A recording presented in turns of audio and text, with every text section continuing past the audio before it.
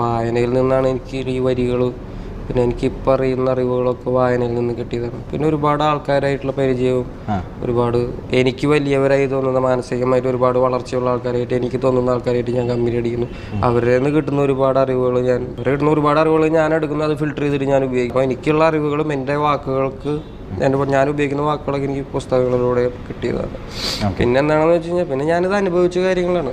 എൻ്റെ ഉള്ളിൽ ഒരുപാട് കാലത്തെ പെയിൻ ഉണ്ടായിരുന്നു. ഇത് ഇവിടെ ദളിതാണെന്ന് മനസ്സിലാക്കിയ ഒരു യുവാവിൻ്റെ കയ്യിൽ 10,000-2000 കൊല്ലത്തെ പകയുണ്ട്, നൂറ്റാണ്ടുകളോളം പഴക്കമുള്ള പകയുണ്ട്. ആ ഒരു ദേഷ്യം എന്നിലൂടെ ഇപ്പോൾ പുറത്തു വരുന്നുള്ളൂ. എൻ്റെ പാട്ടനിലൂടെ ഒരുപാട് പ്രാവശ്യം അതൊക്കെ പുറത്തു വന്നിട്ടുണ്ടാവും. അതൊന്നും ആരും അക്കാലത്ത് അറിഞ്ഞില്ല. ഇപ്പോൾ ഇതേമാതിരി ഒരുപാട് മാർഗ്ഗങ്ങൾ, സോഷ്യൽ മീഡിയ ഒക്കെ വഴി ഇതേമാതിരി ഒരുപാട് ആൾക്കാരുള്ളിലേക്ക് എത്തിപ്പെടാൻ സാഹചര്യങ്ങളുള്ളത് എൻ്റെ ദേഷ്യ ആൾക്കാർ അറിഞ്ഞത്രേ ഉള്ളൂ. ദേഷ്യപ്പെടുന്ന ഒരു തലമുറ തന്നെയുണ്ട് ഇവിടെ. എന്നെയാണ് ഇപ്പോൾ ആൾക്കാർ അറിഞ്ഞിട്ടുള്ളത്. എന്നെ പോലെ എത്ര യുവാക്കളുണ്ട് ഇവിടെ. എത്ര ആൾക്കാർക്ക് ഒരുപാട് കാര്യങ്ങൾ, എന്നെയൊക്കെ നല്ലോണം അവർ പറയുന്ന പൊളിറ്റിക്സ് പറഞ്ഞ്